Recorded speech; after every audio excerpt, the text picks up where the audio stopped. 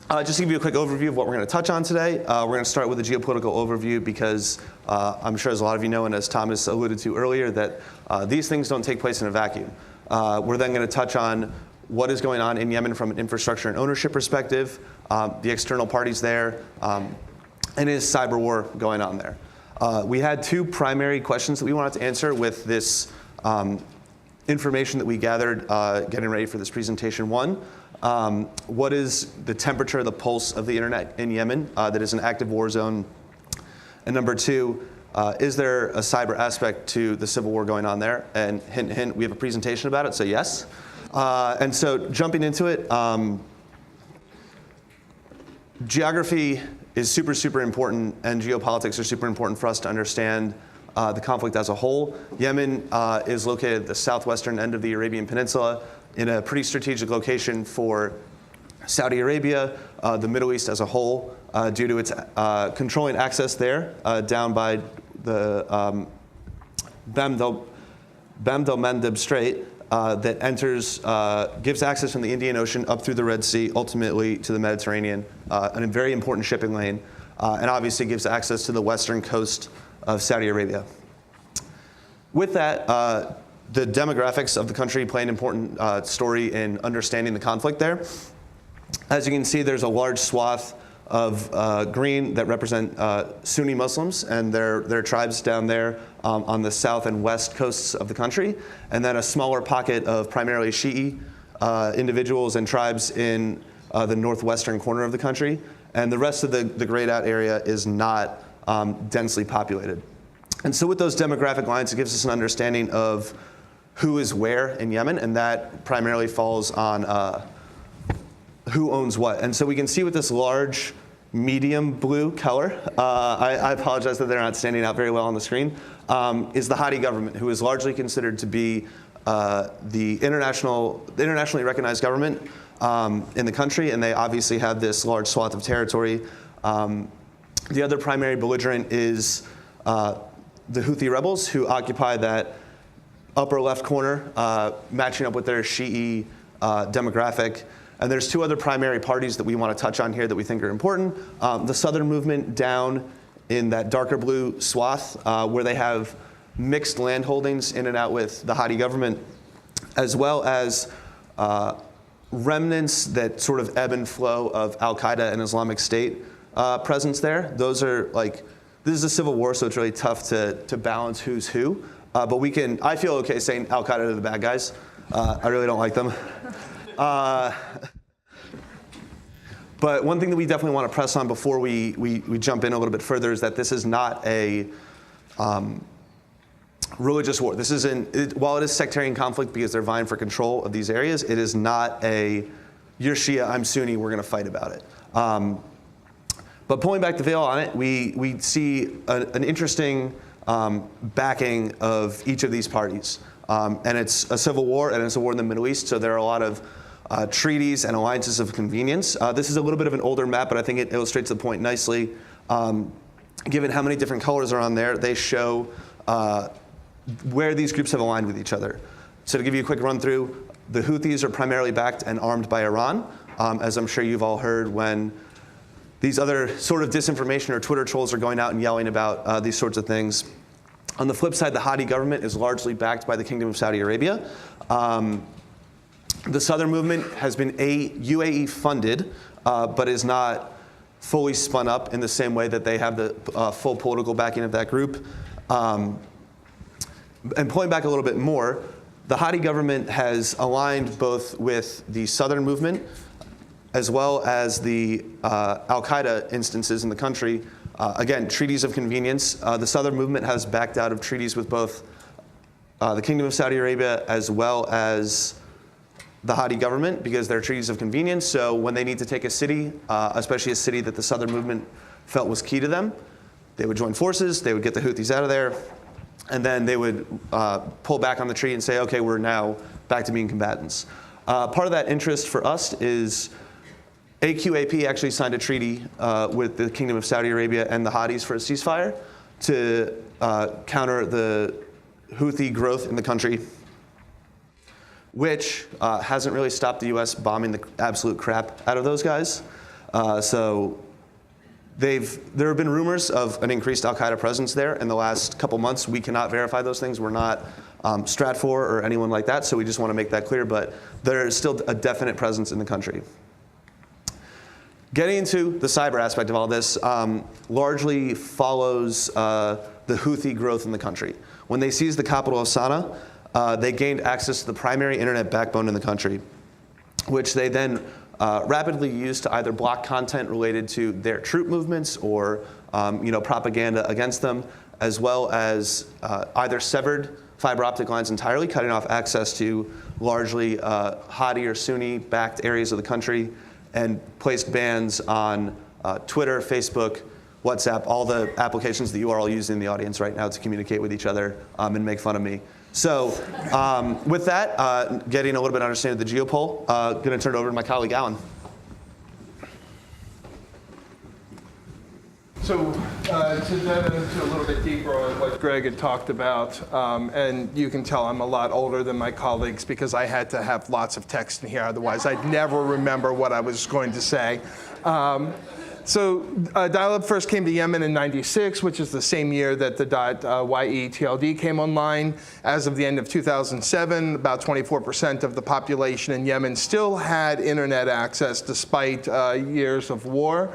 However, it is one of the lowest countries in terms of aggregate bandwidth. So we see about 20 to 50 gigabits aggregate of bandwidth usage leaving Yemen at any given time. And it's lowest in terms of user bandwidth. So out of 189 countries, it ranks 189th. So you probably don't want to stream the latest season of Narcos while you're sitting in Yemen. Telecommunications infrastructure, that's phone, fiber, mobile, et cetera, is primarily controlled by Tele-Yemen, and that's their AS number. But the National Public ISP, the one that most people connect to, is Public Telecommunications Corporation, or as it's colloquially known as YemenNet. And most of YemenNet's infrastructure has been located in Sana'a, which is the capital. Which meant that when the Houthi rebels gained control of Sana'a in 2014, they also gained control of all of that infrastructure. They physically now had control of that infrastructure that they could do what they want with, and that includes the .ye CCTLD. Fun fact. Anybody who wants to make a quick buck, we did check. Con.ye is available for registration. You are, yes, supporting the Houthis, but you can turn around and sell it to them if you'd like. To counter the control that the Houthis now had over the entire YemenNet infrastructure, they created a rival ISP called Adnet, which bypasses Houthi control and routes out through entirely Saudi pipes. So this is kind of what that map looks like. Hey, look, there's the pointer. So you can see you have YemenNet and Tele-Yemen in control of the Houthi forces, but they also took control of the two primary mobile providers, MTN and Yemen Mobile. So all of that infrastructure is controlled by the Houthis. And still, most people in Yemen connect through those services. But then, again, the Haiti government set up Adnet, which we don't see a lot of traffic out of. So we know it's set up. We know it's functional. We don't know how many people are actually subscribing to it. I mean, switching from Verizon to Cox is a pain in the butt. I imagine switching from YemenNet to Adnet's just as challenging.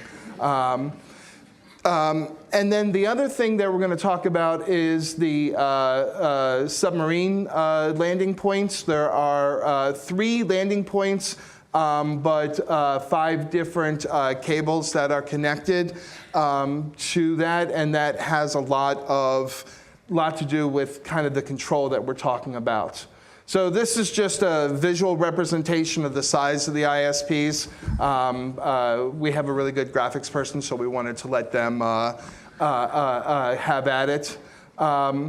I won't read you all the different net blocks, but I mean, because we only have 25 minutes. But this is just, again, to show representation. Tele-Yemen is relatively small, but it's a backbone provider, although some people do connect directly to it. Most people connect to YemenNet, and they've got access to about 150,000 total IP space. Adnet is much, much smaller. They have essentially 2 Class Cs that they have available for, and they route through, again, Saudi Telecom. Neither of the mobile providers have any net blocks. They rely on private IP addressing, and they don't always necessarily even use YemenNet IP space, although they do for their mail servers. If you do want to sign up for MTN, just star 555 pounds, and you can get your account up and running. So we mentioned already that the submarine cables have landing points across Yemen's western port at Haldia and southern coast, Aden and Al Ghaya. Telenet and YemenNet both use the AE1 cable for their routing. That is new since the Houthis took control. Prior to Houthis taking control, YemenNet actually routed out through the Saudi landline fiber, which is what AdenNet still seems to do. And what's important about that, and going back to this map, you'll see that where they route is actually under Haiti control, even though the Houthis are using that routing through the submarine cables. It's actually in Haiti-controlled territory, and the Haiti government is currently has Al Hodaya under siege. There's a lot of activity going on there, a lot of kinetic activity, and which means that if they do gain control of that area, in addition to being able to cut off access to food and other really important services, they would be able to cut off essentially any outside connection for the Houthi forces. In other words, they'd own all 3 fiber landing ports, and they'd be able to disable access so that nobody in the Houthi regime could route out. It wouldn't cut off internet access because you still route within country, but you wouldn't be able to route out, which means also that people wouldn't be able to see into what's happening.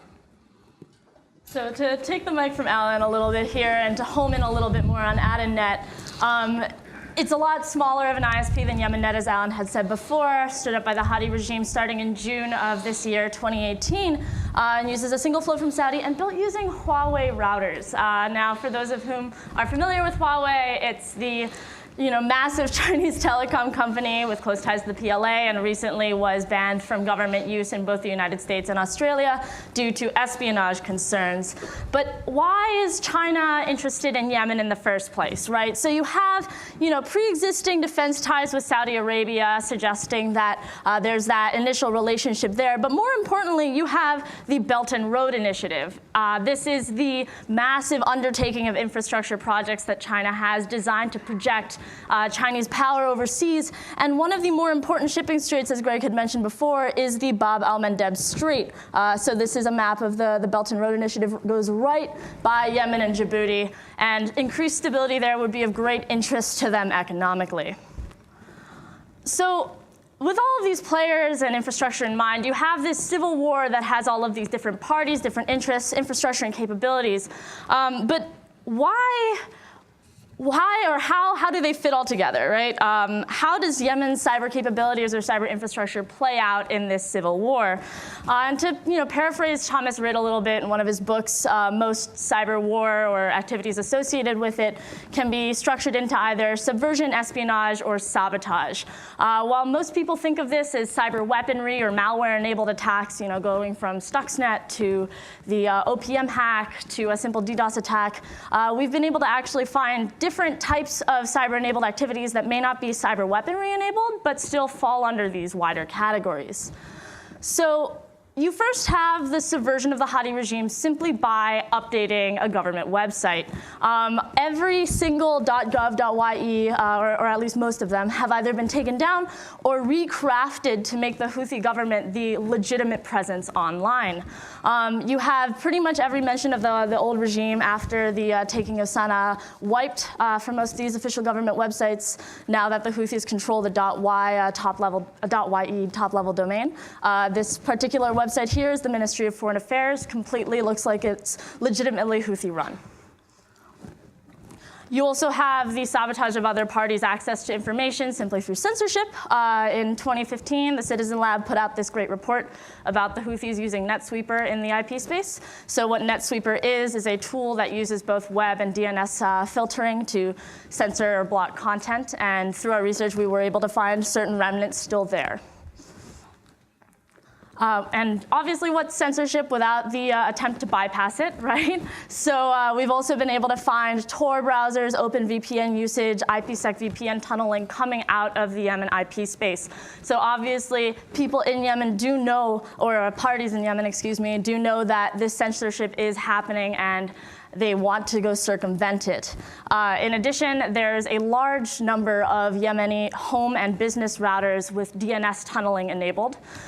We assume that this is to actually get around some of the caching servers that may be helping YemenNet with additional censorship measures. And to that point, when we say a lot, by looking at available router data using Shodan, about 25% of home DSL or WANX routers in YemenNet had DNS enabled. If you look at comparable countries, that number is usually around 5%. So that's a fairly significant uptick in the number of routers that have DNS enabled. So in addition to being able to use technical means for censorship, the Houthi forces have physically shut off access several times. Starting in April 2015, as they took control of the internet infrastructure, they shut it off initially completely. Then when they rebought it back on, that's when you started seeing the first complaints of users not being able to access WhatsApp, Twitter, and other services, other means of communications. In 2017, same thing, service was shut off. And then when it was restored, social media and secure messaging apps were no longer available to users. What we see is as the war waxes and wanes, censorship levels increase and decrease depending on what's happening. 2018, fiber optic cable cut in 3 places in Hidayah, causing disruption to 80% of Yemen. That was repaired and brought back online. And then November 2018, so just a couple weeks ago, mobile services were completely disrupted. These are instances where we think there was intent to disrupt. There also have been plenty of other instances where services was disrupted, frankly, because the Houthi government's incompetent and they don't have the technical means to properly implement a country-scale ISP. They've been forced to retain many of the original employees from YemenNet and TeleYemen, sometimes probably against their will, because they need them in order to actually keep everything up and running. So speaking of YemenNet again, this is a fairly old ISP, so it comes to show that there's a ton of different sorts of legacy systems in here. A lot of major vulnerabilities in some servers that up until about September 2018 used to host over 500 domains. And then this also does not seem to be the first time that the Yemen ISPs have been put into Chinese hands. So this is the main name server, ns1.yemennet.ye, and it looks like there is a Tunda backdoor on this. Now, what that is a firmware remote code execution backdoor left in by, or for specifically Tunda routers, and this is a Chinese router company. We're uncertain as to whether or not the backdoor was left in there intentionally by the vendor or accidentally, but either way, it is still open for that sort of exploitation.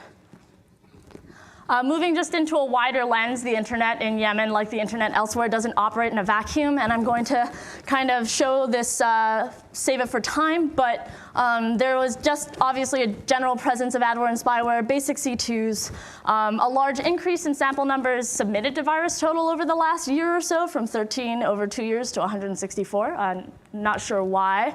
Mostly Android-based, which is very interesting. And then the Chinese applications and malware, we were actually able to see applications uploaded to VirusTotal that were benign but meant for a Chinese audience, which is interesting, and malware packed with specifically Chinese software packers. This is just a general list. If you want to ask a few more questions about them, we can do that in the Q&A section. But last but not least, we actually found that the Houthi government is using cryptocurrency mining to generate funds for its regime. Now, this is particularly interesting if you think about the way Yemen is today. You see a lot of the news articles focusing on the famine and the economic disasters that are currently occurring within this country. And so we've found 973 CoinHive hosts on the YemenNet IP space, a lot of accounts that have been reused for multiple hosts. And most of these particular machines are located in the capital, Sana'a. Now, we can tell that this is Houthi because CoinHive was only created in 2017, a full 3 years after the Houthis took over the capital. This is another particularly internationally isolated regime trying to use alternative currencies to bolster themselves economically. As I'm sure you know, a lot of cryptocurrencies can be converted to hard currencies for aid, ammo, arms, to really make sure that they can keep themselves in power. The other more famous regime that's been internationally isolated that does this is North Korea, mainly for subverting international sanctions. Yeah, and to wrap up and sort of pull this back, looking at other conflict zones, would we expect to see similar activity like this in Syria or Iraq, where like generally low-grade infrastructure is going to be interested by international parties, whether it's China, as we mentioned. Obviously, the U.S. has a vested interest in all these countries, as well as the more regional players in Iran and Saudi Arabia. All of that is to say that getting access to internet generally has followed the conflict in Yemen. So the Houthis' ability to seize the capital and gain access to control of the internet forced the Hadi government to stand up a whole new backbone. Would we see that other similar behavior amongst rival factions in other warring countries, and not just located in the Middle East, but abroad? Similar idea when we saw the use of the .ye TLD. Will we see that used elsewhere as well? I'm sure that Dan O'Keefe is going to mention something to that nature in his information operations talk that the Houthis are conducting. But that sort of creates a legitimacy for each of those factions to say, hey, look, we're the international, .ve if you're in Venezuela for whatever reason, to say, hey, we're the real government, and sort of create this de facto internet-based legitimization of their factions. And with that, we'll open up for questions. Thank you for your time.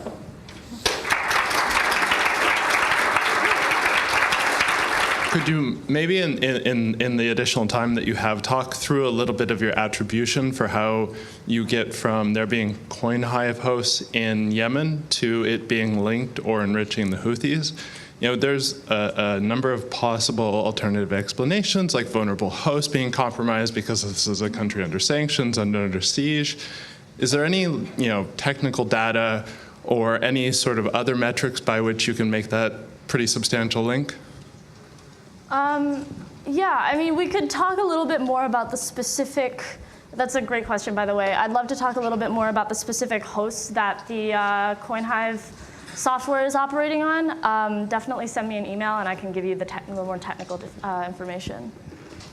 I don't know if, Allan, you want to touch a little bit on that? So one of the things, you're absolutely right, that's a really good point, is there are certainly potentially other explanations, but one of the things that we noticed is all of these are microtick routers, which, as you know, are very vulnerable to this type of activity. However, we noticed that despite the fact that AIDANET and Tele-Yemen use the same microtik routers, we weren't seeing the same coin hive infestation on those routers.